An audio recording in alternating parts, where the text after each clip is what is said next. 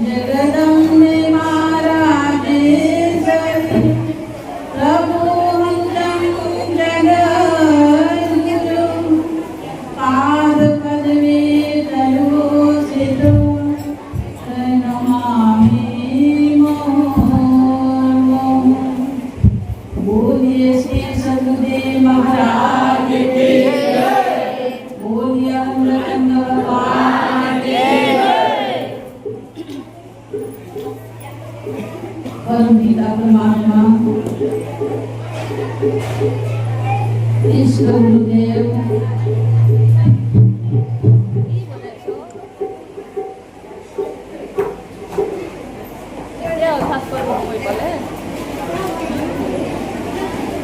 बोलिए अमृतंग भगवान की जय। और आज की इसी महान गुरु पूजा के उपलक्ष्य में श्रद्धा भाव भक्ति लेकर आए हुए आदरणीय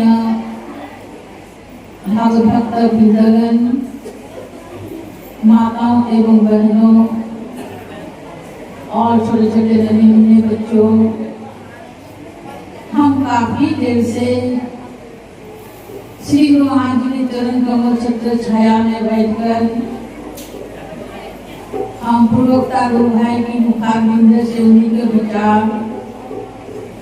और अनेक भक्ति मूलक भजन जो है आप लोग साथ गर्मी से श्रवण कर रहे थे और पूर्वोक्ता गुरु भाइयों ने अपना अपना विचार को आप लोगों के पास में रखा। तो आज हम भक्तों के लिए बहुत बड़े एक उत्सव है, पर्व है। अपना इष्ट देव की प्रसन्न करने के लिए, खुशी रखने के लिए सब हमें अपना घर की काम धंधा सब कुछ त्याग करके अपना इष्ट देव के पास में जो हम आए हैं और हमें मन को चारों ओर से मन को हटाकर और हमें एकाग्र होकर जब बैठेंगे तो तभी हम कुछ समझ सकते हैं। तो इसीलिए आज का पर्व का दिन में हर शाखा से जो हमें आकर भी पहुंच नहीं पाया तो वहाँ से भी सब लोग आए हैं। तो हम अपने गुरु महाराज जी की ओर से आप भक्तों लोगों के बहुत बहुत बधाई है, आशीर्वाद हो। और इसी तरह से हम लोग हर साल में अपना गुरु पूजा इसी तरह श्रद्धा भाव भक्ति से हम हर साल मनाते रहेंगे और इसी खुशियाँ के साथ। तो इसीलिए देखिए गुरु पूर्णिमा जो है, कहते आज पूर्णिमा पूर्ण कला से उदय होता है। आज हम सब लोग हिंदू हैं। आज हिंदू होने के नाते हमारे वेद और शास्त्र जो है, कहते हैं शास्त्र के लिखने का जो ज्ञाता है, कहते वेद व्यास जी थे। उन्हीं ने जो आत्म ज्ञान को प्राप्त किया, अपना जीवन में जो अनुभव किया, तो आने वाले समय पीढ़ियों के लिए उन्होंने वेद की रचना किया। जो वेद है हमारे हिंदुओं का 4 वेद है, कहते ऋग्वेद, यजुर्वेद और कहते अथर्ववेद और सामवेद। ये 4 वेद जो है कहते हैं कि हमारे हिंदू के लिए कहते जैसे शास्त्र बना है, लेकिन ये शास्त्र कैसे बना, इसीलिए कहते शास्त्र से हुआ है। जो हमारे श्वास है, ये शास्त्र की रचना भी हमारे श्वास से ही हुआ है। अगर श्वास शक्ति नहीं होती तो शास्त्र भी बना नहीं पाते, अनुभव नहीं कर पाते। आज अनुभव होने से भी कलम उठा करके हम लिख भी नहीं सकते। इसीलिए शास्त्र श्वास का भेद जो है, आज इसी भेद को कहते हैं कि समझाने के लिए हर युग में महान पुरुष इसी धराधाम में आते हैं। आज हमें ईश्वर का आराधना करना चाहते हैं, भगवान की भक्ति करना चाहते हैं, तो आज हमें कहाँ पर भक्ति होगा, कहाँ आराधना होगा। सबसे पहले इसी केंद्र बिंदु को हमको जानना जरूरी है। तो आज गुरु महाराज जी की कृपा से आज केवल हमारे डिब्रूगढ़ क्षेत्र में ही नहीं, आश्रम में ही नहीं, कहते आज तक भारत वर्ष के अंदर में देश विदेश में कोने कोने में आज कहते गुरु पूर्णिमा का उत्सव जो है बड़े धूमधाम से मनाए जा रहे हैं। तो आज हम सब भाग्यशाली हैं, आज का दिन में हम सब लोग डिब्रूगढ़ के अंदर में गुरु महाराज जी के चरणों में छत्र छाया में बैठकर हमको एक आनंद या हमें सेवा करने के लिए, सत्संग सुनने के लिए हमको ये शुभ अवसर हमको प्राप्त होता है।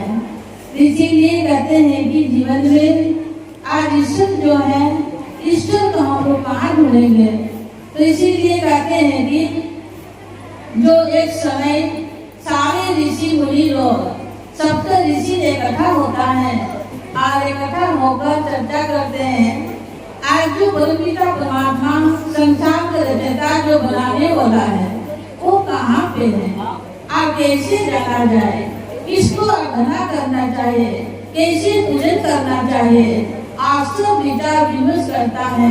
तो उसी समय सारे ऋषि मुनि के अंदर में कहते हैं कि इसी करके ब्रह्मा को संसार को सृष्टि किया है, जितने हमारा शरीर को लेकर संसार का जितना वनस्पति है सब भगवान ब्रह्मा ने सृष्टि किया है। और कहता है कि भगवान शिव जो है वो संहार करता है, भगवान विष्णु जो है कहता है वो पालन करता है। लेकिन ये तीनों देव के अंदर से कौन सा देव को हमको पूजन करना चाहिए, आज इसी को परीक्षा करने के लिए अभी का समय में शब्द में विचार होता है। और कहते हैं कि विचार करके देखा अब क्या करना है, किसको मानना चाहिए। और ये सोच करके ऋषि मुनियों क्या, ऋषि मुनि के अंदर से एक ऋषि जो भृगु ऋषि था, और भृगु ऋषि ने कहा ठीक है अगर ऋषि को परीक्षा करना है तो हम ही जाएंगे। तो सबसे पहले क्या करते हैं, ब्रह्मा जी को पास जाता है। और ब्रह्मा जी को पास में गया तो कहते हैं कि घर में किसी के घर में जाने से एक नियम भी होता है, एक शिष्टाचार होता है। तो कहता है उसी समय किसी के घर में प्रवेश करना है तो पहले आवाज लगाना चाहिए, तो मर्यादा करता है। तो उसी समय भृगु ऋषि ने क्या किया, ब्रह्मा के घर में गया तो भृगु ऋषि ने आवाज नहीं लगाया, सीधा सीधे सरासर जहाँ ब्रह्मदेव बैठे हैं, माता सरस्वती बैठे हैं, उसी जगह में चले जाते हैं। वहाँ जाकर प्रणाम भी नहीं किया और सरासर चले गए अंदर में। तो ब्रह्मा देव भी क्रोध होता है, कहता है कि तू कैसा ऋषि हो, कहता है कि तुमने इतना भी नहीं जाना, किसका घर कैसे जाने से तुम्हारा मर्यादा क्या होता है, तुम्हारा शिष्टाचार क्या होता है, इतना भी तुम्हें पता नहीं है। तो उसी समय गुस्सा किया। जब गुस्सा किया तो भृगु ऋषि ने सोचा ये भी पूजा करने का हम लोग का अयोध्या देव नहीं है। तो उसी समय भृगु ऋषि कहता है हे ब्रह्मदेव, मैं तो आपको परीक्षा करने के लिए आया था, पर आप में भी क्रोध है, आप में भी क्या है अवगुण है, इसीलिए आपको भी पूजा करने का योग नहीं है। और ये कहकर के वहाँ से निकल कर आते हैं और चले जाते हैं भगवान शिव जी के पास में।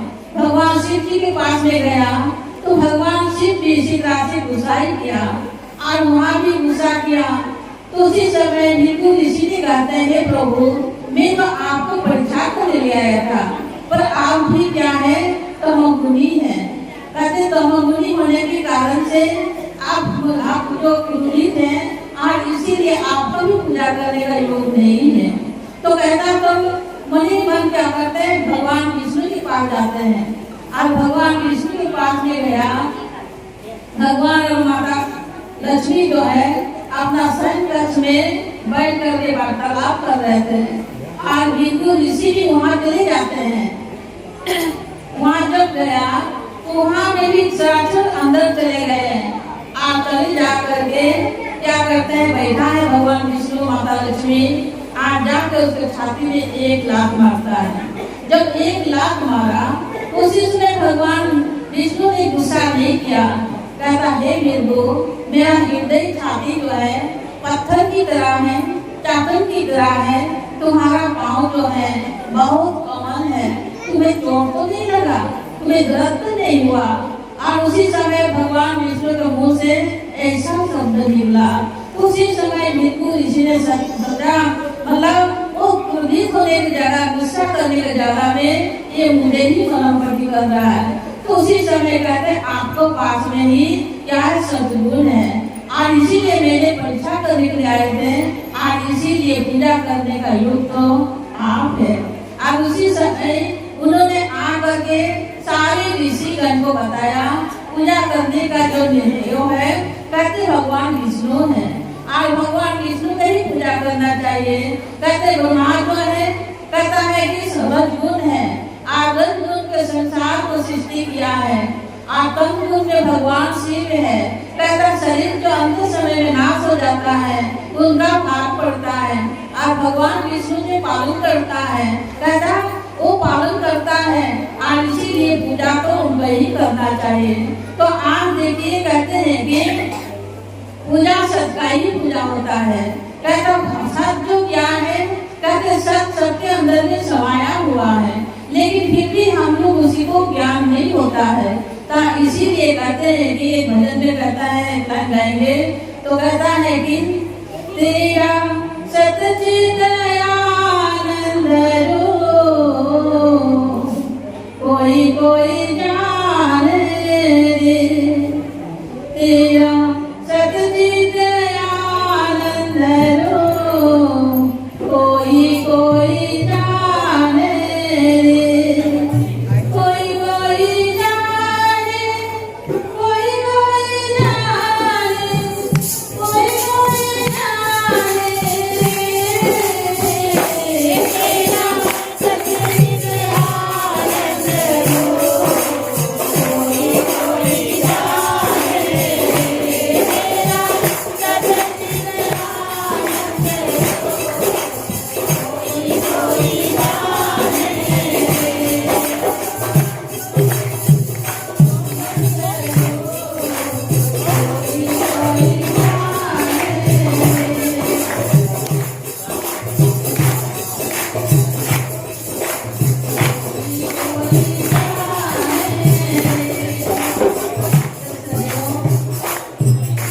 भगवान का जो स्वरूप है सत चित आनंद, तो सत्य क्या है, परमात्मा है, भगवान का नाम है, और वही नाम सबके घट घट में समाया हुआ है। इसीलिए कहता है तेरा सतचित आनंद स्वरूप कोई कोई जाने। तो कहते हैं कि कोई कोई बिरला ही उसी नाम को जानता है। तो आज तुम्हारी कृपा से आज हम लोग उसी नाम को जीवित तुम्हारी के शरण में आया है, तो उन्हीं का ही ज्ञान को, उन्हीं का अनुभव कर सकता है। तो इसीलिए कहते हैं मन वाणी का कहते हैं कि परे है। तो आज हम लोग मन वाणी और बुद्धि से हम लोग नापना चाहते हैं, लेकिन मन बुद्धि से कहते हैं कि परे है। इसीलिए सच्चिदानंद स्वरूप को जानने के लिए कहते हैं कि हमको ऐसे समय की महापुरुष की आवश्यकता है। कहते महापुरुष धाम में आते हैं पर हमको पहचानने में नहीं आता है। तो इसीलिए भगवान ने कहा है मैं ऐसा समय में जरूर आऊंगा, पर हमें पहचानेंगे कब। इसीलिए कहते हैं कि जब जो हुई धर्म की हानि, बड़े असुर अधम अभिमानी, तब तक धरे प्रभु मनुष्य शरीरा, हरि कृपा निधि सजन पीरा। तो कहते जब जब धर्म की हानि होता तब कहता ऐसे समय में हम आएंगे कहा। कहते जब जब हुई धर्म की हानि, बड़े असुर अधम अभिमानी। कहता है कि जब धर्म की हानि होता है तभी कहते असुर मात्रा जो है, अधर्मी जो है ज्यादा करके बढ़ जाता है। तो कहता उसी समय कहते मनुष्य को, चाहे संसार में रहने वाला भक्तों को, किसी को सुख और आनंद कभी नहीं मिलने वाला है। तो क्योंकि असुरी मात्रा का स्वभाव गुण होता है। कहते कष्ट देना, दुख देना, सताना उनका वो स्वभाव होता है। तो इसीलिए कहते हैं कि तब जब हरे प्रभु मनुष्य शरीरा हरे ही निधि सजन पीरा। तो ऐसा समय में कहते महापुरुष ये शरीर धारण करके आता है और भक्तों का शरीर मतलब भक्तों का दुख का कष्ट का हरण करने के लिए आते हैं। तो इसीलिए कहते हैं संसार है और संसार में दुखमय संसार है और इस दुखमय संसार से कहते हर चीज यहाँ पर मौजूद है, पर अगर हम लोग छान करके नहीं लेंगे तो फिर गलती अपना ही होता है। इसीलिए कहते सकल पदार्थ है जग माही कर्महीन नर पावत नाही। कहते हैं कि संसार में सब कुछ है लेकिन हम लोग कर्महीन बन जाएंगे तो सब कुछ होते हुए भी हम वंचित रह जाएंगे। जो परमपिता परमात्मा बाहर में नहीं है, अपना अंदर में ही है, जो अपना अंदर में इतना करीब होते हुए भी अगर हमें नहीं जानेंगे, नहीं पहचानेंगे तो गलती किसका है? अपना ही होगा। तो इसीलिए जैसे हम लोग स्कूल में जाते हैं तो स्कूल में कॉलेज में जाते हैं, जिस कहते हैं कि स्कूल में अगर टीचर ना हो, मास्टर ना हो तो उसके स्कूल में पढ़ाई क्या होगा? खुद ही हम विचार कर सकते हैं। तो आज हम लोग सामाजिक आदमी हैं, करते मंदिर भी जाते हैं, मस्जिद भी जाते हैं, पूजा पाठ सब कुछ करते हैं, लेकिन उसी में क्या है? मास्टर नहीं है। जो मास्टर है ही नहीं तो आपको कौन सा मतलब अध्यापक जो हमको कौन सा पढ़ाई करेगा, कौन सा हमको शिक्षा दीक्षा का ज्ञान होगा। तो इसीलिए कहते हैं कि आज आध्यात्मिक स्कूल में टीचर होना, मास्टर होना अति आवश्यकता है। आज न होने के कारण भक्त चाहता है भगवान को दर्शन करने के चाहता है, भगवान के लिए चाहता है, पर क्या होता है? कहते हैं कि ज्ञान नहीं होने के कारण से हम लोग वंचित हो जाते हैं। तो इसीलिए आज हमारे मानव उत्थान सेवा समिति के अंदर में पहले हम लोग भी ऐसे ही थे, कहते ऐसे बाहरी का हम लोग क्रियाक्रम करते थे। कहते हैं जब हमें गुरु जी का सत्संग प्राप्त हुआ, साधु संतों जो भेंट हुआ, तभी हम लोग सत्संग सुना और सत्संग सुनने के बाद ही एक ज्ञान को हम लोग प्राप्त कर सका। और आज हम भी आप लोगों के बीच का ही जैसा है। तो इसीलिए कहते हैं कि एक जो ज्ञान है, एक ज्ञान मिलने के बाद कहते भावना ऐसे होता है भगीरथ की तरह होता है।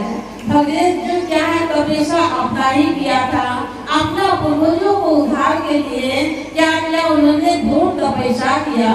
तपस्या करने के पहचान क्योंकि कहते हैं कि कपिल मुनि के श्राप से क्या हुआ? सागर पुत्र का सारे जो पुत्र था सारे भस्म हो गया था और वो आत्मा भटक रहा था, प्रेम जुनी को प्राप्त हुआ था, शांति नहीं मिलते थे। और उसी समय क्या हुआ? आज तो हम लोग एक ही पीढ़ी में हैरान हो जाते हैं, एक ही जन्म में हम लोग थक जाते हैं। लेकिन अगर इतिहास को उठा कर देखेंगे तो कहते सागर पुत्र का, कहते 60,000 पुत्र का कपिल मुनि के श्राप से सब भस्म हो गया था। लेकिन कहता है कि जब भस्म हो गया उसी समय क्या किया? इंद्र महाराज ने छल करके जो आंसू था घोड़ा था उसको छोड़ने के लिए हवन किया। तो उसके बाद में क्या वो ले जाकर के कपिल मुनि आश्रम में बांध देता है। आज ऐसे बांध दिया तो बांधने के बाद में लोग घोड़ा का क्लास में था, ढूंढते फिरते कहीं नहीं मिला, कपिल देव मुनि के आश्रम में मिला। और वहाँ बैठ करके कपिल मुनि ने भगवान का ध्यान कर रहा था, समाधि में थे। और यहाँ जाकर सागर राजा के पुत्र जो है वहाँ जाकर कहता है ऐसे साधु का भेष बना है, आश्रम में रहते हो और तुम्हारा सब मतलब लालच जो है चोरी का भावना है, चोरी चोर बन करके साधु का वस्त्र लगा करके भगवा पहन करके आलसी में ढंग करता है। तो इसी तरह से मुनि को बहुत उपहास किया, कोई किसी ने पत्थर से मारा, गाली दिया और ऐसे करके उन्हीं को ये हुआ। जब उन्हीं को समाधि टूटता है, जैसे आँख खुला, आँख खुलते ही क्या हुआ? आँख से मतलब वो ज्वाला अग्नि निकला।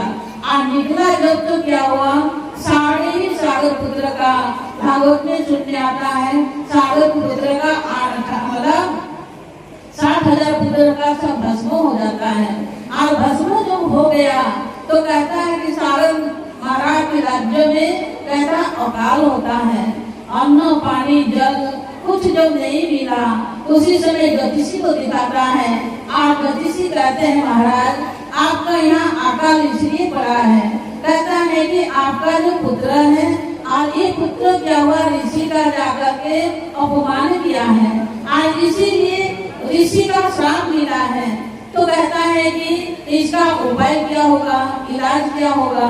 तो कहा मतलब इसी तरह से होगा, जो स्वर्ग में गंगा बहती है और वो गंगा जब धरती में लाया जाएगा तभी तुम्हारा जो 60,000 पुत्र का प्रेत आत्मा बनकर घूम रहा है उनका भी उद्धार होगा, आप इन मतलब अपराध से छुटकारा मिलेगा।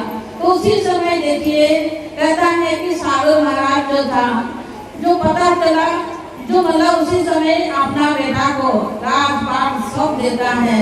और सागर महाराज तपस्या किया, तपस्या करते करते करते क्या हुआ, उनका शरीर बुरा हो गया, फिर भी स्वर्ग से गंगा ला नहीं सका। उसके बाद जो उसका बेटा जो था अश्वन था, अश्वन महाराज भी देखा उसका बेटा, तो वो भी समय पूर्वक अपना राजपाट अपना बेटा को दे देता है, दिलीप महाराज को देता है। और दिलीप महाराज के दे करके वो भी भगवान की तपस्या किया, लेकिन तपस्या करते करते उसका भी शरीर पूरा हो जाता है और वो भी क्या हुआ, गंगा को धरती ला नहीं सका। उसके बाद में दिलीप महाराज जो था उन्हें भी अपना राज्य को चलाते हुए और उनके बाद में वो क्या किया, वो अपना बेटा को उसको भगीरथ को देता है और भगीरथ को दे करके उन्होंने अपना शरीर प्राप्त हो जाता है। तो उसके बाद मतलब भगीरथ जो था उन्हें तपस्या किया, कहते हैं कि ब्रह्मा जी को तपस्या किया, ब्रह्मा जी ने कहा शिव जी को तपस्या करो, शिव जी ने कहा कि मतलब गंगा को लाने के लिए इसी तरह से किया। तो देखिए कहते जान पीढ़ी बन करके तपस्या किया, उनको पहचान ही भगत महाराज जो था आत्मा ज्ञान को जाना, आत्मा ज्ञान को जानने की बात ही उन्होंने धरती से मतलब स्वर्ग में बहने वाला गंगा जो है धरती में लेकर आया और अपना पूर्वजों को उद्धार किया। तो कहता ऐसे में देखने में लगता है गंगा जो है, कहते गंगा को लेकर के आया, सागर पुत्र को उद्धार किया, लेकिन वो एक बाहर का गंगा था, पर एक गंगा जो है कहते ज्ञान गंगा है। और इसी ज्ञान गंगा का तरह ही कहता है कि हमें भी अपना पूर्वजों को उद्धार करना चाहिए। तो कहते हैं जो हम ज्ञान को नहीं जानेंगे तो फिर हम दूसरे के कैसे उद्धार कर पाएंगे। तो इसीलिए कहते हैं कि हम लोग का जीवन में भी वो ज्ञान गंगा जानना जरूरी है। तो यहाँ पर क्या है, ये वही ज्ञान गंगा का ही चर्चा हो रहा है। बाहर का ज्ञान का तो आपको हरिद्वार में इलाहाबाद में गंगा के स्नान मिल ही जाएगा, लेकिन कहते हैं ये गंगा जो है कहते अंधा भी सुन सकता है, बहरा भी कहता है कि आ सकता है, गूंगा भी इसी को सुन करके समझ सकता है। कहता एक ज्ञान गंगा जो है इतना सूक्ष्म है, इतना पवित्र है, इतना निर्मल जो है, सबकी आवश्यकता होता है। तो इसीलिए कहते हैं कि संसार से जब हम चले जाएंगे तो चाहे अच्छा आदमी हो, चाहे लेला आदमी हो, चाहे अंधे आदमी हो, सब लोग एक ही संसार को छोड़ करके चले जाएंगे। सबका रास्ता एक ही होता है, लेकिन मनुष्य का जीवन में हम क्या पाया और क्या खोया कभी एहसास नहीं किया है। तो इसीलिए जीवन में हम लोग को ज्ञान जानना जरूरी होता है। हम लोग कहते भगवान को ध्यान करते हैं, लेकिन भगवान कहाँ पर है जो भगवान को ध्यान करेंगे। तो भक्तों को, साधक को सबसे पहले धैर्य चीज को जानना जरूरी है। धैर्य चीज बगैर कोई ध्यान लगा ही नहीं सकता है। इसीलिए धैर्य ज्ञाता कहते, धैर्य ज्ञाता ये ज्ञाता तो इसीलिए कहते हैं ध्येय जो है साधक है वो किसको ध्यान करे, तो इसीलिए उसे टारगेट को जानना जरूरी होता है। और इसीलिए जीवन हम लोगों को अनमोल जीवन मिला है और इसी अनमोल जीवन में हमें ईश्वर को जानने के लिए, ईश्वर की प्राप्ति के लिए हम लोग आए हैं। तो इसीलिए गुरु पूर्णिमा जो है कहते आज का दिन में जो साधक होता है, जो भक्त होता है, कहता है कि गुरु दर्शन, कहते प्रतिदिन गुरु दर्शन करना चाहिए। कहते प्रतिदिन गुरु दर्शन नहीं हुआ तो सप्ताह में एक बार जरूर गुरु का दर्शन करना चाहिए। अगर सप्ताह में एक बार नहीं हुआ तो 15 में जरूर एक बार गुरु का दर्शन करना चाहिए। 15 में भी नहीं हुआ तो महीना में एक बार जरूर गुरु का दर्शन करना चाहिए।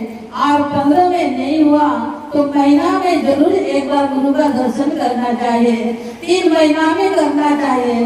3 महीना भी नहीं हुआ तो 6 महीना में जरूर एक बार गुरु का दर्शन करना चाहिए। और 6 महीना में भी गुरु का दर्शन नहीं हुआ तो साल में जरूर एक बार गुरु का दर्शन करना चाहिए। तो करना चाहिए। तो आज का दिन में जो भक्त है, कहता आज का दिन में जो नहीं पहुंचा हुआ है तो कहता उन्हीं का समझो क्या है। तो कहता है कि जो, इसीलिए गुरु नानक साहब कहता है जो सुबह निकल करके जाता है शाम को लौट करके आता है तो उनका भूला हुआ नहीं कहता है। अगर सुबह में जाकर रात भर बिताता है नहीं लौटता है तो समझो वो भूला हुआ है। तो इसीलिए आज का दिन में हर हालत से, हर परिस्थिति से जैसा भी हो, कहता आज गुरु का दर्शन करना जरूरी है। और कोई मुश्किल से कोई नहीं भी आ पाता है तो अपना घर में गुरु माँ जी का स्टेज तो रहता ही है, भगवान का फोटो रहता ही है, तो तस्वीर रहता ही है। तो घर में भी हम लोग साधन से जा नहीं पाएंगे, दूर भी नहीं जा पाएंगे तो घर में भी रह करके फल प्रसाद लेकर गुरु के चरणों में आज का दिन जो पूजा करता है, जो आराधना करता है तो उन्हीं का जीवन ही सफल होगा। तो इसीलिए जहाँ तक सके हम लोग जाने के लिए कोशिश ही करना चाहिए। तो आज देखिए कहता ऐसे जो समय है, आज कहते हैं कि आज का दिन कहता है भक्तों के लिए बहुत बड़ा पर्व का दिन होता है। लेकिन स्थिति परिस्थिति जो है, देखिए प्रकृति जो है धीरे धीरे बदलते ही जा रहा है। तो इसीलिए कहते हैं कि दैहिक दैविक भौतिक तपा, कहते दैहिक मतलब शरीर जो है, कहते हम लोग बचपना जो थे, जवान जो थे, वो आनंद, वो खुशी, वो मेहनत कहता उसी समय ही किया है। बचपना का जो समय था, बचपना हंसते खेलते ऐसा ही निकल गया। लेकिन जैसे जवान आया, जवानी में मस्ती जवानी में हम लोग बिताया, लेकिन जो बुढ़ापा आया तो बुढ़ापा में क्या मिलता है, दुखी दुखी मिलेगा। तो इसीलिए कहते दैहिक, कहते संसार में जब आएंगे तो दैहिक जो है शारीरिक रोग जो है, कहता है इसका दुख तो भोगना ही है। कहता है दैहिक दैविक, जो दैविक मतलब भौतिक, जो दैविक जो है कहते प्रकृति जो है, प्रकृति जो है कहते आपको जैसा होगा एक का सामना करना नहीं पड़ेगा आपको, सबको। जैसे एक छतरी होता है और एक छतरी क्या है, कहते धूप में निकल कर जाएंगे तो छतरी से हमको थोड़ा तो छाया तो मिलता है, लेकिन गर्मी वैसा ही मिलेगा, संपूर्ण आपको शीतलता नहीं मिल सकता है। कहता बारिश होता है तो बारिश समय में छतरी भी लेता है, लेकिन आपको माथा ही बचेगा, शरीर में छींटा पड़कर वो तो भीगेगा ही है। कहता ठीक इसी तरह से कहते हैं कि जो हमको छतरी लेने से भी वो तो भीगना ही पड़ता है, संपूर्ण नहीं भीगता है। कहता इसीलिए कहते शारीरिक दैविक और भौतिक तपा, भौतिक भी दो होता है, चाहे धर्म करने वाला हो, चाहे न करने वाला हो, चाहे आस्तिक हो, चाहे नास्तिक हो, भौतिक में सबका एक समान ही बराबर ही हमको वो हिस्सा मिलता ही रहेगा। तो इसीलिए कहते हैं उसी से बचने के लिए, तीनों ताप से बचने के लिए ज्ञान की आवश्यकता है। तो इसीलिए कहते हैं आकाश में आग लगे, झर झर गिरे अंगार, संत ना होते जग में जगमगता संसार। अगर आसमान की ओर नजर उठाकर देखेंगे आग नहीं बरस रहा है, लेकिन कहते हैं सूर्य देवता अपना कार्य कर रहा है, चंद्रमा अपना कार्य कर रहा है, तारागण अपना काम कर रहा है, प्रकृति अपना काम कर रहा है, लेकिन कहीं कहाँ ऐसे लगता है कुछ नहीं है। पर कहता एक अंदर से एक कहता अशांति जो है, एक टेंशन जो है वो कहाँ से आता है और कहाँ जाकर समाधान होता है, इसका हमको पता नहीं है।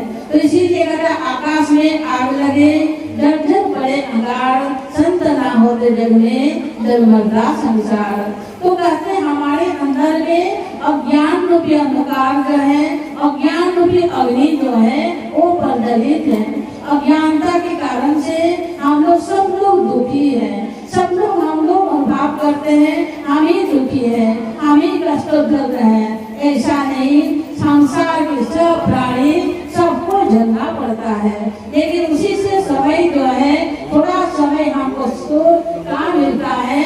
कहता है जब हमें भक्त जो है सत्संग में बैठते हैं, सत्संग में बैठने के उतना तक ही आपको आनंद मिलेगा, उतना तक ही आपको सुख मिलेगा, उतना ही टाइम अपना है, उतना समय वो अपना है, और बाकी तो संसार में हाय हाय में चली जाता है। तो इसीलिए कहते हैं कि इसीलिए भगवान श्री राम का जब कहते हैं कि कबीर साहब का सारे जीवन उन्हें प्रचार प्रसार में लगाया, ज्ञान प्रचार में लगाया, और अंत समय में उनका समय जो पूरा हो जाता है तो भगवान का दरबार से बुलावा आता है।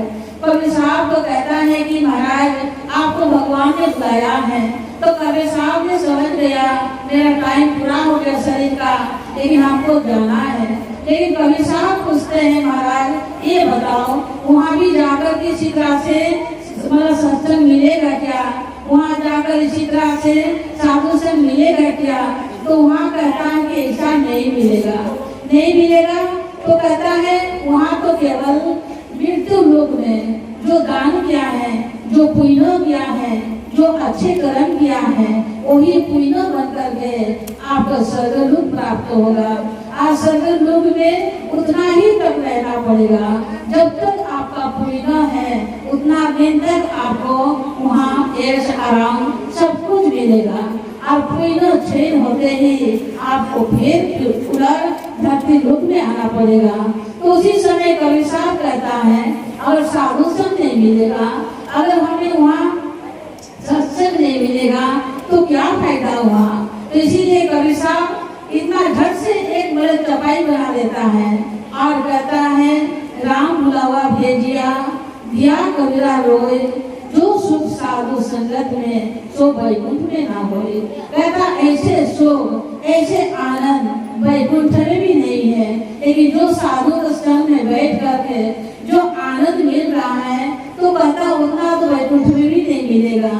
इसीलिए हो सकता है मृत्यु लोक है, और मृत्यु लोक में कहता जो सत्संग भी गंगा बहती है तो कहते हैं कि भक्तों के लिए ही होता है। तो इसीलिए सत्संग का मीनिंग जो है सत का संग करना है। तो आज हमको संग तो बहुत प्रकार से मिलेगा, समाज में होता है, समाज में बहुत प्रकार की संग है। आपको साधु संग में मिलेगा, असाधु संग में मिलेगा, मद पीने वाला संग में मिलेगा, भंग पीने का संग भी मिलेगा, अच्छा भला बुरा संग बहुत प्रकार से मिल सकता है। लेकिन वो संग जो हमारे क्या है हानिकारक होता है। लेकिन अगर हमें साधु संग में बैठ करके ज्ञान के संग में बैठ करके अगर ज्ञान की चर्चा करेंगे तो अपना जीवन सफल होता है। इसीलिए मनुष्य जीवन में उसी नाम को जान करके जन्म और मरण के आवागमन से छुटकारा पाने के लिए ही हमको ज्ञान चाहिए। तो इसीलिए कहते हैं मतलब ज्ञान चाहिए। तो कहते हैं कि जीवन में आज देखिए कहते हैं किसी को समझने के लिए हम लोग को क्या चाहिए। चाहिए। इसीलिए कहते हैं कि हमारे मन में बहुत सारे संशय होता है, बहुत सारे समस्या आता है, मन में हमारे बहुत ऐसे जगता है, तो उसी को कैसे समाधान किया जाएगा। आज उसी के लिए हम लोग क्या चाहिए, सत्संग चाहिए। सत्संग से कहते हैं, सत्संग से गुण उपजे, सत्संग से गुण जाए, बास फास मिश्री एक ही भाव बिकाए। कहते हैं कि जैसे आइसक्रीम खाने वाला होता है, बर्फ जो होता है, और उसी बर्फ में क्या होता है, छोटा एक तिनका होता है, और वो तिनका भी एक ही भाव से खरीदा जाता है। तो कहता है जीवन में ठीक इसी तरह से कहते संगत में ही गुण उपजे, और संगत में गुण जाए, बास पास मिश्री एक ही भाव बिकाए। एक साधु भी अगर चोर के साथ में चले जाते हैं तो साधु को भी वही नजर देखेगा, क्योंकि उसको भी सदन नहीं कर सकता है, उसका भी चोर ही बोलेगा। और एक अगर चोर भी साधु के संग में बैठ करके सत्संग भी सुनता हो तो कहेगा कि वो भी एक सजन व्यक्ति है। तो संगत का कितने बड़े प्रभाव होता है। तो इसीलिए देखिए गर्म तो होता ही है, कहता गर्म से ये गर्म तो कुछ भी नहीं है। आज तो हम लोग हमारे ऊपर में छाप तो है गर्मी से बचने के लिए, लेकिन गर्मी जो होता है ऐसा चीज है वो देखता भी नहीं है, और वो असहित वाला गर्मी होता है। तो कहते ठीक इसी तरह से कहता है कि आज चलो हम लोग मनुष्य जीवन में सब कुछ है, घर है, पंखा है, बैठने उठने के सब कुछ सुविधा है, लेकिन फिर भी हम लोग गर्म से परेशानी है। लेकिन कहता है हम लोग का जैसे जीव जो है कहते 1,84 में वहाँ भी इसी तरह से वो लोग का बेहाल का जिंदगी होता है। इसीलिए गुरु नानक साहब कहता है 1,84 भरम दियो पायो मनुष्यन, कहे नानक नाम संभालो से दिन मेरे आयो। तो हम लोग किसके आए थे, नाम को संभालने के लिए, नाम को जानना है और नाम को संभालने के लिए आए थे। अगर नाम को जान करके भी अगर संभाल नहीं पाया तो फिर बोलते हम लोग कहाँ से आए थे, फिर वहाँ पर ही जाना है। इसीलिए कहते दयालु ने दया करके दियो मनुष्यन, अगर बंदा भजन ना करे तो भगवान क्या करे। तो इसीलिए दिमागी जो है आप दया करके नाम तो दे दिया है, अगर नाम को नहीं संभालेंगे तो भगवान भी क्या करेगा, गुरु महाजी भी क्या करेगा। इसीलिए गुरु महाजी के चरणों में जो आए हैं तो हमें समझने की कोशिश करना चाहिए। गुरु महाजी को देखने में लगता है ऐसा, लेकिन गुरु महाजी नर हरि है। हरि के मतलब सबका दुख का हरण करने वाला है। हरि का मतलब होता है सबका दुख पीड़ा का हरण करने वाला है। तो कहते वही हरि जो है, निराकार जो है, और वही साकार रूप में आकर आज गुरु महाजी हमको वही का ज्ञान दे रहा है। इसीलिए कहते हैं कि हमारे दादा दादी थे तो कहते हैं दादाजी का संपत्ति अगर पिताजी को मिल गया तो पिताजी भी चले गए, उनका संपत्ति किसको मिलेगा, बेटा को ही तो मिलेगा। तो कहते हैं भाव बोलते ठीक ऐसा ही है। कहते महापुरुष जब आए हैं सब समय समय में आकर के एक ही चीज को ही ज्ञान का प्रचार किया था, पर आज जो है कलयुग है, और इसी कलयुग के अंदर में एक दो महान पुरुष किया, कहते 24 अवतार के महान पुरुष का बखान करता है, लेकिन 24 अवतार के भगवान का जो बखान है कहते हैं अगर हम लोग उसी को सुनेंगे तो उतना समय भी हम लोग पास नहीं होता है। क्योंकि सत्संग जो होता है आपको भागवत पाठ होता तो क्या होता सीरियल से सीरियल आपको सुनाया जाता, पर यहाँ कम समय होने के कारण से जो साफ चीज है उसी बात को ही यहाँ रखा जाता है। तो इसीलिए कहते हैं एक साधु महाराज एक फूल के बगीचा में बैठे थे, एक फूल के बगीचा में बैठे थे, और क्या करते हैं वो बगीचा में बैठ करके देख रहा है, एक भंवरा आता है, एक फूल में बैठता है, वहाँ की रस पीता है, दूसरे पेड़ में फूल में बैठता है, वहाँ का रस पीते हैं, तीसरा में बैठते हैं, उसी का रस पीते हैं। ऐसे घूम घूम करके भंवरा जो है वो फूल का रस पीता है। तो एक मतलब बहुत बड़ा पेड़ है, चंपा का फूल का जो पेड़ है बहुत लंबा चौड़ा होता है, आज उसी का मतलब पास में कोई घुमरा नहीं गया। उसी समय साधु महाराज पूछता है, जाकर चंपा से पूछता है, कहते चंपा तुझमें 3 गुण है, रूप रंग और भाष, कौन सा तेरा अवगुण है जो भंवरा न आवे पास। तो उसी समय कहता है तुम्हारा रूप भी सुंदर है, गुण भी अच्छा है, और मतलब इतना अच्छा होने के बाद में भी तुम्हारे पास भंवरा क्यों नहीं आ रहा है। तो उसी समय चंपा जवाब देता है साधु महाराज को, कहता है कि साधु महाराज मुझे 3 गुण है, रूप रंग और भाष, जगह जगह मीठ को कौन बिठावे पास। कहता भंवरा का कोई स्तुति नहीं होता है, एक फूल में नहीं बैठता है, जितना फूल देखता है वहीं पर जाकर बैठता है। तो उसी के साथ मीट बनाना, दस्ती बनाना तो अच्छा नहीं है। इसीलिए आज संसार है, आज संसार भी कहता है इसी तरह ही है, हमारे मन को भी संसार में लगाएंगे तो जगह जगह मीट को कौन बिठाए पार। तो संसार में लगाएंगे तो संसार में ही उलझ कर रह जाएंगे। तो कहते संसार को बनाने वाला जो कहते परमपिता परमात्मा जो है, अगर उसी के साथ प्रेम करेंगे, उसी के साथ नाता जोड़ेंगे तो हमारा जन्म क्या होगा, सफलता होगा। तो इसीलिए आज देखिए कहता है कि जो आज हमें ज्ञान को नहीं समझ पाते हैं, समझने के बाद में भी हम लोग समझ नहीं पाते हैं। इसीलिए कहते हैं क्योंकि कहते हैं हाथ में आया रतन, कदर नहीं जाने, उपदेश हुआ तो क्या हुआ, भेद समझे नहीं। तो हमें उस उपदेश लेने से भी कोई बड़ी बात नहीं है, जब उनका भेद को नहीं समझा। तो इसीलिए हमको भेद को समझना चाहिए। कहता है ज्ञान जो है, जो श्वास है, और वही श्वास को जो क्रिया है गुरु महाराज जी उसी का ही ज्ञान कर रहा है। गुरु महाराज जी अपना तरफ से कुछ नहीं किया है, हमारे पास में है, लेकिन हमें क्या करते हैं, उसे गुरु महाराज जी जो जना देता है उनको तो जरूर गुरु बनाना ही पड़ेगा।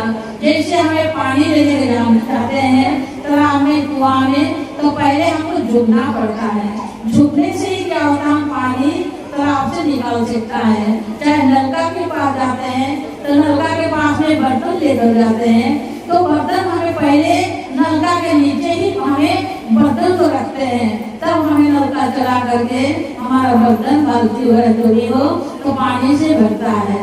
अगर वही बर्तन को नलका के ऊपर में अगर उठा कर रखेंगे तो कभी भी पानी भरने वाला नहीं है।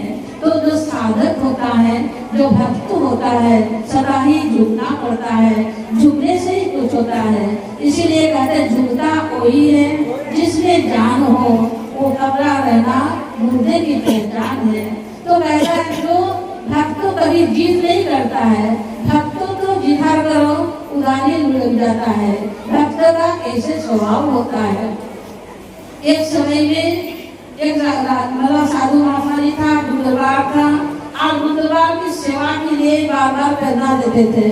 तो क्या हुआ, रोज मतलब मिस्त्री आता है, राजमिस्त्री आते हैं, राजमिस्त्री आकर पका का काम करता है, मतलब बनाया, दिन भर बनाया, और जो शाम होता है गुरु महाराज जी देखने के लिए आते हैं। तो गुरु महाराज जी जब देखने के आता तो होता है ये ठीक नहीं हुआ, ये टेढ़ा हो गया, ये इधर हो गया, इसको तोड़ दो। और ऐसे करके एक ग्रुप था मतलब निर्माण कार्य के लिए, तो उसी टेढ़ा मेढ़ा होता तोड़ देता है। प्रतिदिन सुबह बनाता है, शाम को होते ही इसको तोड़ देता है। तो उसी समय सारे भक्तों लोग जो था, मिस्त्री लोग था, चले जाते, पता नहीं गुरु महाराज का दिमाग क्या आउट हुआ। आज इसीलिए हम लोग सेवा करते हैं, आप क्या करते हैं, तोड़ देता है। ऐसे करते रहे तो कौन सेवा करेगा, ये समझ करके सब लोग चले जाते हैं। तो अब एक भक्त जो था, आज उसी भक्त ने क्या करता, गया नहीं, तो वो भी सुबह से रखता है, फिर भी जितना सेकता है शाम को आकर गुरु महाराज जी तोड़ देता है। और ऐसे करके सब चले गए। जब चले गए तो उसी समय क्या होता है, गुरु महाराज जी पूछा उनको, भाई सब लोग तो मिस्त्री चले गए पर तू क्यों नहीं गया। तो उसी समय कहता गुरु महाराज जी, कहता हमारे इसी में बुद्धि लगाने की क्या जरूरत है, आप जो आज्ञा देंगे वही आज्ञा ही को मुझे पालन करना है। तो आप बनाने कहते हैं इसलिए मैंने बना दिया, आप करने के लिए कहते हैं तो मैं तोड़ दिया। इसीलिए हमारा न लाभ है न नुकसान है। हमें तो केवल आज्ञा पर ही पालन करने का है। तो इसी तरह से कहते हैं भक्तों के जीवन में जिद नहीं होना चाहिए। तो इसीलिए आज देखिए गुरु महाराज जी जो चाहते हैं हमारे लिए, क्योंकि हमारा भलाई क्या में है तो गुरु महाराज जी जानता है, हम लोग नहीं जानते हैं। तो इसीलिए कहते हैं हमारे अंदर में पहले के लोग क्या करते, राजा महाराजा लोग बहुत लंबे आयु होता है और रहते रहते संसार में थक जाते हैं और उसी कारण से क्या करता है वो मरने के लिए भी कब मरण आएगा, कब मरेंगे, ऐसे भी लोग आशा करते हैं। तो इसी करते करते क्या हुआ, कहते मरने के भी तरफ से थे कब मरण आएगा। तो उसको बाद में क्या करता है, तो देखिए जीवन में किस तरह से होता है। तो कहते हैं गुरुद्वार में आजकल जो होता है क्या होता है, पहले के राजा महाराजा भी अपना राजपाट काज सब कुछ करते हुए जो वृद्धावस्था आता है तो कहते हैं कि चौथा अवस्था में कहते गुरुद्वार को जाता है और गुरुद्वार में जाकर के सेवा करते थे और ज्ञान को जानते थे। लेकिन अब कलियुग होने के कारण कहते हम लोग कम आयु का लोग हैं और इसीलिए गुरु महाराज जी कलियुग के कारण के क्या है, आज हम लोग को अवगुण को नहीं देखा, आज हमको परीक्षा नहीं दिया और बिना परीक्षा से ही आज हम लोग को वो ज्ञान करा दिया। तो कहते हैं कि जैसे बाकी होने से तो बाकी जरूरी होता है। तो पहले के लोग क्या करते, गुरुद्वार में जाते थे, पहले सेवा करते थे, तन से मन से धन से सेवा करते थे और उसी के बाद उन्हीं का परीक्षा करता है, इनके पास में कितना सद्बुद्धि है, सद्गुण है, कितना अवगुण है, परीक्षा करते थे। तो क्या करते, जब गुस्सा आ जाता है तो उसको टेंशन कर देता है और इसी तरह से करते करते 12 साल तक क्या करते, गुरुद्वारा में सेवा करके ज्ञान को जानते थे और इसीलिए उसी समय भटकने का कोई चांस ही नहीं था। पर अब क्या हुआ है, कहते कि हम लोग जितना जल्दी हुआ उतना ही हम लोग इस चीज को समझ में नहीं पाते हैं। तो इसीलिए मनुष्य जीवन बार बार नहीं मिलता है, एक ही बार मिलता है। तो इसीलिए इसी जीवन में हम लोग ये करना है, तो इसी जीवन में हम लोग देखिए कहते हैं कि इसी को ही जानना चाहिए। तो इसीलिए कहते हैं हम लोग ये देश का नहीं है, हम लोग परमात्मा का देश का है, ईश्वर का अंश हम सब लोग है, उनका अंश होता है। अंश जब तक अंशी में नहीं मिलता है तब तक से हम लोग को छुटकारा नहीं मिलता है। तो इसीलिए कहते हैं हम वासी है वो देश का जहाँ आदि अंत का खेल, दीप देखा लाइट का बिन बाती बिन तेल। तो हम लोग वहाँ का है, ये वासी का नहीं है। हम लोग सस्ते आसाम वासी है, तो आसाम वासी के हम लोग शरीर का है, लेकिन आत्मा जो है परमात्मा का लोक का है। तो इसीलिए परमात्मा से मिलने के लिए, परमात्मा से जाने के लिए, जैसे अब हम सब लोग अपना अपना शाखा से सब लोग आए हैं, अपना अपना गाड़ी साधन लेकर के और थोड़ी देर बाद में भोजन करके अपना जगह में फिर लौट कर जाना है। जगह हम लोग जहाँ से आया है अगर वहाँ तक नहीं पहुँचेंगे तो क्या बोलेगा, भूल गया बोलेगा, रास्ता भूल गया। तो कहता ठीक इसी तरह से हम लोग जहाँ से आए हैं अगर वहाँ नहीं पहुँच पाया तो हम लोग भी भुला ही होंगे और अपना जीवन को हमको सार्थक नहीं कर पाएंगे। इसीलिए और भोजन भी तैयार है। तो यहाँ बहुत सारे हमारा जगह जित छोटा है तो बोल रहे हमारे भाई ने भोजन थोड़ा पर बाकी है। तो इसीलिए कहते हैं कि जीवन में हम लोग का आशा करना जरूरी है। तो इसीलिए हम लोग का देख रहे हैं, इसीलिए हम लोग नया है, हम अच्छी से पहचान भी नहीं सकते हैं। तो इसीलिए अब कहते हैं कि हम लोग जो है गुरु महाराज जी को साथ देना है, प्रचार गुरु महाराज जी का है, ज्ञान गुरु महाराज जी का है, हम लोग का नहीं है। हम लोग एक माली की तरह है, फूल बगीचे में पानी देना, खाद देना, गुड़ाई करना, माली का काम होता है। तो इसी तरह से हम लोग भी जीवन में देखिए गुरु महाराज जी हैं, तो गुरु महाराज जी की वास्तविकता को समझने के लिए हमें इसी तरह से वेशभूषा से गुरु महाराज जी को नहीं पहचान पाएंगे, क्योंकि गुरु महाराज जी जो है कहते हैं जो 4 वेद का ज्ञाता है, कहता है 4 वेद का जो ज्ञान है, आप उसी ज्ञान का तत्व जो है, भेद जो है, आप उन्हीं का ही खोल लेता है। ऋग्वेद जो है, जैसे हम भगवान विष्णु को देखते हैं, भगवान विष्णु के हाथ में 4 अस्त्र होता है, चक्र होता है, शंख होता है, गदा होता है और पद्म। ये 4 अस्त्र जो है, 4 चीज जो है, 4 वेद है। और ये 4 वेद का भेद जो है, कहता गुरु महाराज जी उसी का ही भेद को समझा रहा है। कहता हमें काफी कहते हैं कि वो चक्र का प्रतीक क्या है? प्रकाश है। और प्रकाश का बंधन करने से हमको वो प्रकाश आने वाला नहीं है, केवल बंधन ही कर सकता है। तो इसीलिए वो क्या है? थ्योरी है। हम व्याख्यान कर सकते हैं लेकिन प्रकाश को देख नहीं सकते हैं। इसलिए ऋग्वेद में प्रकाश का चिंता करता है। साम वेद में यहाँ शंख है, शंख को फूकने से क्या आता है? आवाज ही तो आता है, न कोई और दूसरा आता है। तो फूकने से क्या होता है? शंख की धुन और आवाज आता है। कहता गदा क्या है? शक्तिशाली है। तो गदा शक्तिशाली है और गदा के सामने कोई सामना नहीं कर सकते हैं। कहता है कि वो भगवान का नाम है। कहता है जो भगवान के हाथ में कमल फूल भी देखते हैं, पद्म फूल देखते हैं, तो पद्म फूल का मतलब अर्थवेद है। तो अर्थवेद में हमको समझाता है ये जो ज्ञान है अभी का ज्ञान नहीं। हम लोग माँ के गर्भ में जो थे, आज उसी समय ये 4 चीज जो है परमपिता परमात्मा हमको क्रियात्मक रूप से ज्ञान कर रहा था। तो कहते हैं कि माँ के गर्भ में, जब माँ के गर्भ कैसा चीज बताता है, अब तो हम लोग बैठने के लिए कितना सुविधा है। कहते माँ के गर्भ में हम लोग ऐसे थे, माँ पाँव ऊपर में और माथा नीचे और लटका हुआ था। तो उसी समय कहते हैं कि 4 महीना तो बनाने में शरीर तो लगता है, 5वां महीना में क्या होता? परमपिता परमात्मा हम लोग प्राण दान देता है।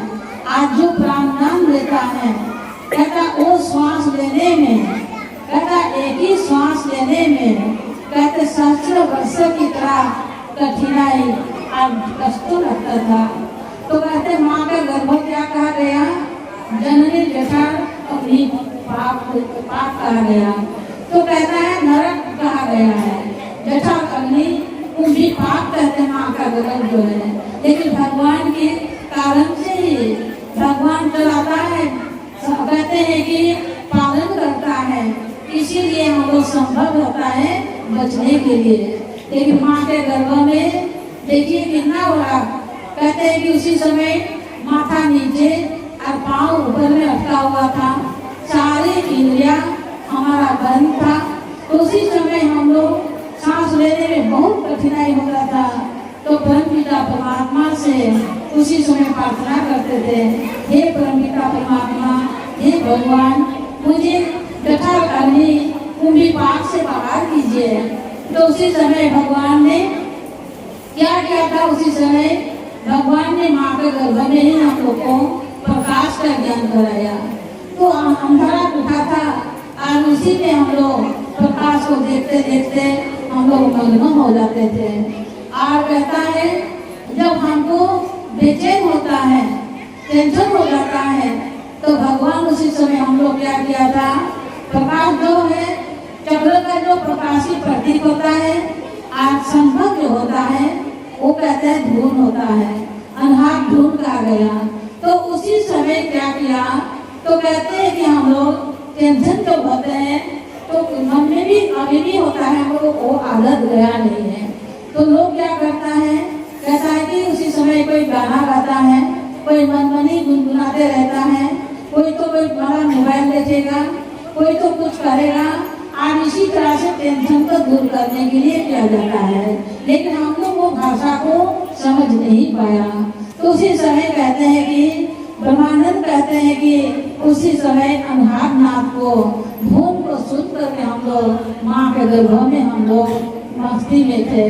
तो कहते जब कष्ट होता है उसी समय भगवान का नाम का हम लोग सुजन करते थे। इसीलिए भगवान का नाम अजपा कहा गया, अजपा कहा गया, अव्यक्त कहा गया, व्यक्त नहीं कर सकता कहा गया। तो नाम का सृजन करने से कहते हैं कि शांति मिलता था। आज जो भूख लगता है तो भूख लगते समय उसी समय क्या किया था, परमपिता परमात्मा ने हम लोगों को अमृत पीने के लिए वो विधि बताया था, जो कहते हैं कि अर्थवेद में कहते हैं कि हम लोग अमृत पी करके उसी समय हम लोग माँ का गर्भ में थे। तो कहते वो चारों चीज जो है कहते हमें पैदा होने के बाद अपना अपना हमें कुल में अपना अपना घर का संस्कार से हम लोग उसी में भूल गए। इसीलिए कहते हैं कि पहले ठगा तुझको जो भी दिखा करे, पहले ठगा तुझको जो भी दिखा करे, ब्रह्म प्रकाश तेरा छूटा तू जाना नहीं, ब्रह्म प्रकाश तेरा छूटा तू जाना नहीं। दूसरा ठगा तुझको, दूसरा ठगा तुझको थाली बजाए के, दूसरा ठगा तुझको घंटी बजाए के, अनुहाद नाद तेरा छूटा तू जाना नहीं, अनुहाद नाद तेरा छूटा तू जाना नहीं। तीसरा ठगा तुझको माला जपाए के, तीसरा ठगा तुझको माला जपाए के, सत नाम तेरा छूटा तू जाना नहीं, सत नाम तेरा छूटा तू जाना नहीं। चौथा ठगा तुझको मधु चटा के, चौथा ठगा तुझको दूध पिला कर, अमृत पान तेरा छूटा तू जाना नहीं, अमृत पान तेरा छूटा तू जाना नहीं। तो सज्जनों, पैदा होने के बाद पहली बार हमें संसार में ठगा गया। तो जैसे पैदा हुआ तो बाहर में आजकल तो बिजली का साधन है, घर में बिजली का लाइट जला दिया, चाहे घर में दिया जला दिया, बत्ती बल्ब जला दिया। आज हम माँ के गर्भ में जो परम प्रकाश स्वरूप ज्योति स्वरूप जो देखते थे, आज उधार की छूट गया, हमारे मन बाहर की डला में लग गया। दूसरा ठगा तुझे थाली बजा के घंटी बजाकर, तो माँ के गर्भ में हम लोग वहाँ अनुहारनाथ को सुनते थे, और वो बाहर की हम लोग आवाज सुनना शुरू कर दिया, और अंदर की आवाज जो था वो छूट गया।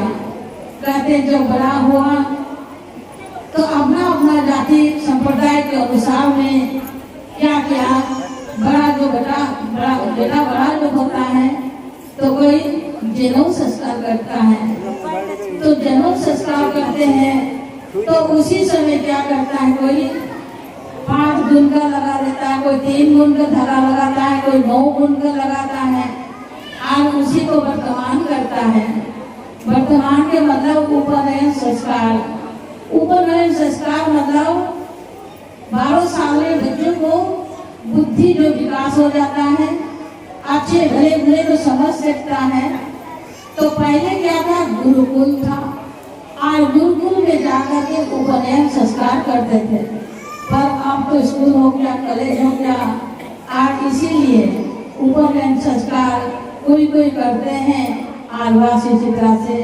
उप माने ऊपर, नयन माने आँख, वो संस्कार जो कुल देना संस्कार कहता है। तो कहता है ये 4 चीज हमारी माँ के गर्भ में भी हम देखा था, सुना था, और कहते हैं पैदा होने के बाद हम भूल गया। तो उसी भूला हुआ चीज को ही कहते पुनर्रूप से आज हमें फिर उसी को ही जानना है, दूसरा जानने की आवश्यकता नहीं है। तो आप देखिए, इसीलिए ब्रह्मानंद कहते हैं कि अच्छी तरह से मनुष्य शरीर को समझने के लिए ही उन्होंने क्या करता है, कहते हैं कि अजर देखा भारी साधु, अजर देखा भारी, बिना भूमि का एक महल देखा, तामे ज्योति उजाले। ब्रह्मानंद कहता है कि ऐसा एक मैंने घर देखा है, महल को देखा है। तो कहता है जो भी घर बनता है जमीन से फर्नीचर लेता है, और जमीन से ही फर्नीचर लेकर 12 मंजिल 13 मंजिल तक अपना बिल्डिंग को आगे ले जाता है। तो ब्रह्मानंद कहता है आश्चर्य देखा, तो कभी भी कोई चीज को नहीं देखने वाला चीज को आश्चर्य कहता है। तो ब्रह्मानंद ने सबसे पहले ज्ञान को जाना, और ज्ञान को जानने के बाद अपना शरीर के ही उन्होंने अनुभव किया, अनुभूति किया। तो कहते हैं कि वो कहता है कि बिना भूमि का एक महल देखा, तामे ज्योति उजाले। तो कहता है कि एक मंदिर, ये यहाँ पर आप लोग देख रहे गुरु महाराज जी का तस्वीर है, गुरु महाराज जी का मतलब विद्वान भाषण दिया रखा है। तो कहता है एक मंदिर ये है, और एक मंदिर अपना शरीर को भी बताया गया है। तो कहते एक मंदिर को हम लोग जानते हैं, और एक शरीर रूपी मंदिर को नहीं जानते हैं। इसीलिए ब्रह्मानंद ने एक शरीर रूपी मंदिर को ही कहा गया था। तो कहता है कि अजर देखा भारी साधु, अजर देखा भारी, बिना भूमि का एक महल देखा, तामे ज्योति उजाले। तो कहते ये शरीर रूपी घर के अंदर में कहते यहाँ एक ज्योति जल रहा है। तो कहते उसी ज्योति क्या चीज है, आज उसी ज्योति को ही देखने की आवश्यकता है। तो आप कहते घर के अंदर में कहते जैसे शंख रखा है, मंदिर में घंटी रखा है, जल चढ़ाया, भूत रखा है। तो कहता इसी तरह से हमारे शरीर के अंदर में भी कहता वही 4 चीज है। तो कहता है कि जो आज हमें भगवान का नाम जो है, कहता उसी को भी कैसे तो हम लोग भजन गाने से ही शुरू होता है, छोड़ने के बाद अंत हो जाता है। तो इसीलिए कहते हैं कि उसी को कहते हैं कि जो शंख है, शंख का धुन को सुनने के लिए तो कहते बिना बजावे निश्चित बाजे, बिना बजावे निश्चित बाजे, शंख घंटन गाड़ी, बहरा सुनसुन मस्त होए, तन की खबर की सारी। तो कहते हैं कि शंख बजाने से ही बजता है, घंटी बजाने से ही बजता है। तो ये हमारे अंदर निरंतर कहता है 24 घंटा कहता और जो धुन है बज रहा है, लेकिन उन्हें तो सुनने का तरीका क्या है, उन्हीं का विधि क्या है, और उसी को ही हम लोग को समझाने के लिए तो कहते गुमा जी धाम में आते हैं, और कहते हैं कि भगवान की जो नाम है, और वो नाम क्या कहा जाता है। तो कहते हैं कि निरंजन महाराज में धीरे दिन रात, ऊपर जावे नीचे आवे, श्वास श्वास चल जा, संसार नर समझे नहीं, व्यर्थ उमर विहार। तो कहते हैं कि निरंजन आज क्या है, कोई महाराज कुछ सिमरा दे देता है, कोई कुछ महाराज को देता है तो गठन करो, लेकिन हमारे अंदर में एक निरंतर जो माला है वो कहते 24 घंटा वो घूमता ही रहता है। तो लेकिन कहता ऊपर जाए नीचे आवे, श्वास श्वास चल जाए, संसार नर समझे नहीं, व्यर्थ उमर यार। तो कहता है कि संसार को हम लोग प्राणी जो है उसी श्वास का कीमत को नहीं समझ पाते हैं। तो हम लोग जो उम्र है आज इसी तरह से हम लोग गवा देते हैं, व्यर्थ उम्र आज उसी को कहते हैं कि माँ के गर्भ में हम लोग अमृत पान किए थे। आज इसीलिए कहते हैं कि कहते हैं उसी नाम को अमृत पान का जो विधि है, आज उसी विधि को इसीलिए कहते हैं कि कहते गर्भ में अमृत के पान किया था। तो ब्रह्मानंद समझाते हैं, कहते हैं कि सुनो खिचड़ी की बात साधु, सुनो खिचड़ी की बात, सबसे बड़ी खिचड़ी मुद्रा योगी जन की माँ।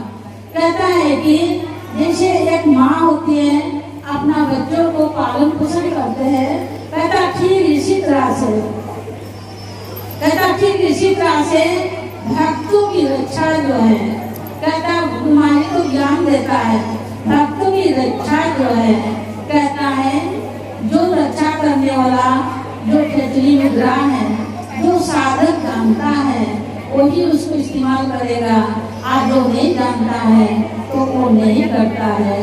इसीलिए कहते सुनो खिचड़ी की बात साधु, सुनो खिचड़ी की बात, सबसे बड़े खिचड़ी मुद्रा योगी जन की मात। तो कहते हैं भक्तों के लिए, ऋषि मुनि को लिए क्या एक माँ की तरह है। खिचड़ी मुद्रा का साधन जो करेगा तो कहता उनको भूख भी उतना नहीं सताएगा, प्यास भी नहीं सताएगा, उतना वो भी नहीं होता है। कहता है लेकिन कहता है कि उसका विधि जो है जानने से हमको अपने ही फायदा करेगा। तो कहते हैं जैसे हम सुना रहे थे आकाश में आग लगे, जर्जर गिरे अंगार, संत ना होते जग में जलमलता संसार। ये चार चीज जिसको मिल जाता है तो उनको अज्ञानता अग्नि में जलना नहीं पड़ेगा, उनका सिद्ध ही प्राप्त होगा, आनंद ही मिलेगा। तो इसीलिए हमको ये चार चीज को जानना अति आवश्यकता है।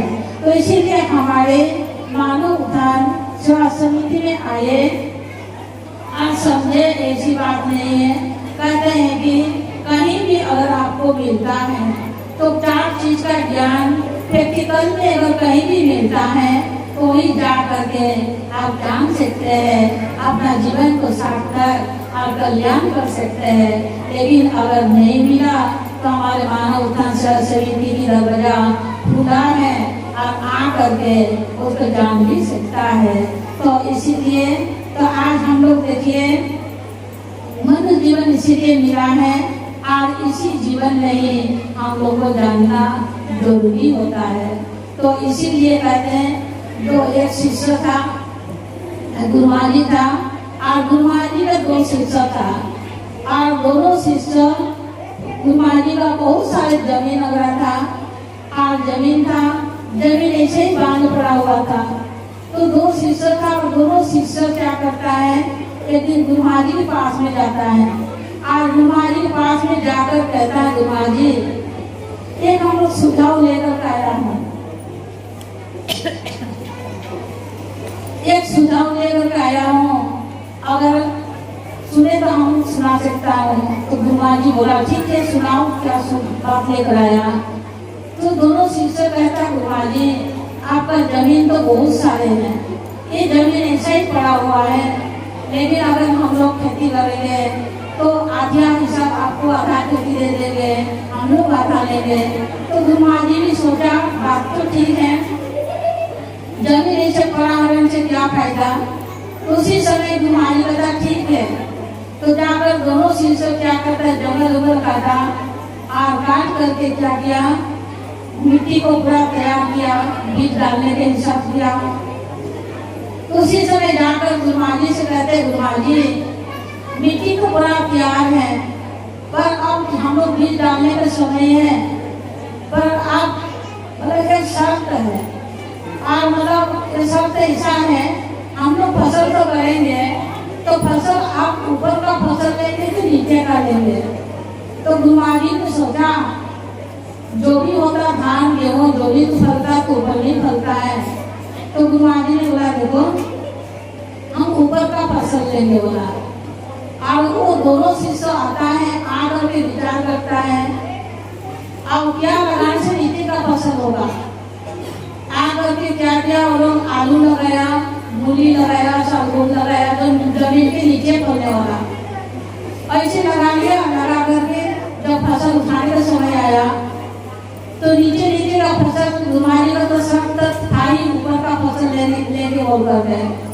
और दोनों शिष्य क्या किया नीचे वाला साफ चीज को निकाल लिया और घास पत्ता जो था वो काट करके ठेला में डाल करके और गुरु महाराज के दरबार में पहुंचा दिया। तो गुरु महाराज ने देखा यहाँ तो फसल तो कुछ भी नहीं है, सब मतलब नाश करा दी है। तो उसी समय दोनों भक्त कहता, शिष्य कहता, गुरु महाराज जी आपने तो जवाब दिया था ऊपर का फसल लेंगे, इसीलिए आपका ऊपर का फसल ला दिया।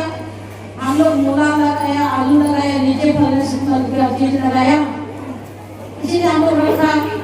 तो गुरु महाराज ने सोचा मन मन में एक ही दम ठगा गया, ये भी जवाब तो दे दिया था। आज उसके बाद में चलो कोई बात नहीं, एक बार तो ठगा गया, अगले बार में सावधान हो जाना चाहिए। गुरु महाराज जी ने इसे मन में सोचा। फिर दूसरा बार खेती लगाने का समय आया, तो खेती लगाने का समय आया तो फिर दोनों शिष्य जाकर कहते गुरु महाराज जी अब हम लोग फसल लगाएंगे, तो आप ऊपर का फसल लेंगे कि नीचे का फसल लेंगे। तो उसी समय गुरु महाराज जी कहता है कि अब हम मतलब नीचे का फसल लेंगे। और ऐसे जो कह दिया तो गुरु महाराज जी आकर के दोनों शिष्य क्या करते हैं और वो धान का खेती किया, गेहूं का खेती किया, ऊपर में फलने वाला। और उसी समय अब गुरु महाराज जी को वचन तो है नीचे की फसल लेंगे, तो क्या करते हैं ऊपर पर धान का सब काट करके रख लिया, और जो नाढ़ा होगा जो डंठा है वो लेकर फिर गुरु महाराज जी दे देता है। गुरु महाराज जी आपका ही तो वचन था नीचे का फसल लेंगे, इसलिए नीचे वाला ला दिया। तो गुरु महाराज जी मन में सोचा, कुछ नहीं बोला। फिर तीसरा बार खेती करने गया, और फिर प्रोसेस में फिर गुरु महाराज के पास में जाता है, कहता गुरु महाराज जी इस बार फसल ऊपर का लेंगे कि नीचे का। तो उसी समय गुरु महाराज जी मन में विचार करता है, कहता है 2 बार तो मैंने ठगा गया, आज इस बार मैं भी सोच विचार करके बोलना है। तो उसी समय गुरु महाराज जी बोलता ठीक है, हम इस बार नीचे का भी फसल लेंगे, ऊपर का भी फसल लेंगे। तो दोनों भक्त आते हैं और गुरु महाराज जी से बात को सुनकर आया, और उसी समय वो सोचता है क्या लगाने से मतलब बीच में फलेगा। तो दोनों इसी तरह से विचार करते हैं, धान भी तो ऊपर में फलेगा, तो गुरु महाराज जी को ऊपर का भी फसल लेना, नीचे का भी फसल लेना है। दोनों भक्त दिमाग खटाता है, आकर के मकई का खेती करता है। वो तो ऊपर में भी नहीं फलता, नीचे भी नहीं, बीच में। तो क्या किया, उसी तरह से मकई का खेती किया। आज बीच में फसल जो था मकई को तोड़ लिया, ऊपर का डंठी नीचे का डंठी गुरु महाराज जी के दरबार में पहुंचा दिया। तो गुरु महाराज जी ने सोचा ये तो तुम लोग बहुत चतुराई निकला, क्योंकि ये घास और खराब तो कौन खाता है, आदमी तो नहीं खाता है, गाय भैंस ही खाता है। इसीलिए गाय भैंस तुम लोग बनकर ही आना पड़ेगा, और गाय भैंस बनकर ही तुम लोग घास और खराब को खाना पड़ेगा। तो कहने भाव अर्थ ठीक इसी तरह से दोनों भक्त जो था बहुत चतुराई था, कपटी था, और इसीलिए बार बार वो क्या क्या गुरु महाराज जी को धोखा ही दिया। और अंत में क्या हुआ, वो लोग कल्याण नहीं हुआ, 84 लाख बिजली धरा पड़ा, गाय और भैंस बन करके आया, और अपना क्या हुआ करने में था वही फसल घास पड़ा को खाना ही पड़ा। तो इसीलिए कहते हैं कि सब जगह हम लोग सब दृष्टि से सब बातों से कर सकते हैं, लेकिन गुरु महाराज जी के दरबार में छल और कपट रहित होना चाहिए। उदार भावनाओं से जब हमें नाम का सुमिरन करेंगे, आज्ञा का पालन करेंगे, तभी हमारा जीवन का सफल होता है। तो इसीलिए हम लोग गुरु महाराज जी का दरबार से जुड़ा हुआ है। हम लोग साधारण नहीं, एक व्यापार है हम लोग। अभी का मतलब अभी का जैसे मेंबर में हम लोग कोई कंपनी में ज्वाइन करते हैं, कोई सदस्य बनते हैं, तो उसी तरह से हम लोग मानव धर्म में हम लोग मेंबर हैं। और इसीलिए इसी मेंबर होने के नाते हम लोग का एडवर्टाइज क्या करना है, प्रचार क्या करना है, हमारे कंपनी का सेल क्या करना है। तो कहता है सेल करना तो क्या, गुरु महाराज जी को ज्ञान दिया है, और उसी ज्ञान का ही कहते हैं कि हमें पहले अच्छी तरह से समझना चाहिए, और समझ करके तभी हमें दूसरों को भी समझाना चाहिए। तो इसीलिए गुरु नानक साहब कहते हैं आप भी जपे और को जपाओ, नानक नीचे मुक्ति पाओ। खुद भी उसी नाम को सुमिरन करना चाहिए, आज हमें इसी नाम का भी समाज में प्रेरणा भी देना चाहिए। तो इसीलिए आज हमें गुरु महाराज जी का पावन दरबार है। आज इसी दरबार में हम लोग सब लोग बैठ करके हमें आप लोगों से निवेदन ही करना चाहते हैं। अब हम लोग नया आए हैं, उतना जानते भी नहीं है, तो इसीलिए गुरु महाराज जी के प्रचार और प्रसार के लिए हमको साथ दीजिएगा, तो हम लोग प्रचार कर पाएंगे। तो कहते जैसे भूख लगने से खाना तो खा लेते हैं, 4 घंटे के बाद और भूख लगेगा। हम लोग प्यास लगता है, पानी तो पीते हैं, आधा घंटे के बाद फिर प्यास लगेगा। जैसे हम लोग कपड़ा पहनते हैं, अच्छे कपड़ा पहनते हैं, और ये कपड़ा पहन करके 6 महीना या साल भर पेट फट जाएगा। लेकिन कहते गुरु महाराज जी का जो ज्ञान है, और ये ज्ञान को अगर किसी को अगर समझाया, किसी को जानकारी किया, तो ये ज्ञान कभी नाश नहीं होगा। ये ज्ञान कभी मतलब जितना बांटेंगे ये ज्ञान उतना ही बढ़ेगा। और इसीलिए ज्ञान को हमें प्रचार करना चाहिए। तो जो आज जीव जो दिन दुखी होकर के आज संसार में रहते हैं, तो ज्ञान के द्वारा ही कहते हैं जीवन को सुख और शांति मिलता है। तो इसीलिए हम लोग जो है एक जलता हुआ मोम की तरह है, जलता हुआ एक दीप है, तो हम लोग बुझा हुआ दीप को जला सकते हैं। जलता हुआ हम लोग दीप की तरह है। तो इसी तरह से आप देखिए, कहते हैं कि हम लोग जलता हुआ, तो ज्ञान रूपी मसाल को, ज्ञान रूपी दीप को ले करके हम लोग आगे बढ़ना है। आज इसीलिए गुरु का ज्ञान प्रचार और प्रसार को हम लोग करना है, बैठना नहीं है। क्योंकि जैसे हम लोग दुकानदार में जाते हैं, दुकान से सामान तो खरीदते हैं, कभी अगर खराब हो जाता है तो हम लोग क्या करते, शिकायत करते हैं, आपका सामान आया पर खराब हो गया। तो उसका दुकानदार को पता चलता है, क्योंकि सामान खराब था, खराब है बोल सकते। और चुपचाप भी तो बोलेंगे नहीं, बुलाएंगे नहीं, तो दुकानदार को भी पता नहीं चलता है। तो ठीक इसी तरह से जिसको भी ज्ञान को लिए हैं, समझ में नहीं आया होगा, और समझ भी गए होंगे तो समझा होगा, तो गुरु आज्ञा में रह करके साधन भजन को मतलब करके अपना जीवन को सार्थक बनाना है। आज जिसको समझ में भी नहीं आया होगा, तो जरूर इसका आवाज आना पहुंचना चाहिए, क्योंकि ज्ञान तो लिया, उसी हिसाब से हमको समझ में नहीं आया होगा बोल करके आवाज हम लोग से पूछना चाहिए, तभी हमको भी पता होगा, हमको भी एहसास होगा कहाँ में कमियाँ है, कहाँ में मतलब कमियाँ हो तो उसको दूर किया जाएगा। तो इसी तरह से चुपचाप अगर बैठेंगे तो उसी में क्या होगा, जैसे भाव की तरह होता है, और वो भाव धीरे धीरे दूसरा रूप ही ले लेता है, और इसीलिए एक दिन वो खतरनाक भी बन जाएगा। तो इसीलिए हमको ट्रीटमेंट करना चाहिए, इलाज करना चाहिए, मलम पट्टी करना चाहिए, तभी घाव का ठीक हो सकता है। और नहीं तो चुपचाप भी रहेंगे तो घाव जो है उनका रूप रखा वो खराब कर भी जा सकता है। इसीलिए ज्ञान जो है देखिए, इसके लिए हमें सब और समझ कर ही हम लोग लिए हैं। इसीलिए समय भी काफी हो चुका है, भोजन भी तैयार है बोलता है, तो जगह कम होने के कारण से एक ही साथ में नहीं जाएंगे, क्योंकि जो दूर दूर मतलब दूर से आए हैं, पहले उन लोग को मौका दीजिए, और धीरे धीरे करके सब मतलब बैठ करके आराम से सब भोजन करेंगे, प्रसाद करेंगे, और दूर वाला बैठ जाएंगे। और जो बच्चे लोग हैं, और बच्चे लोग को पहले खिला करके धीरे धीरे करके।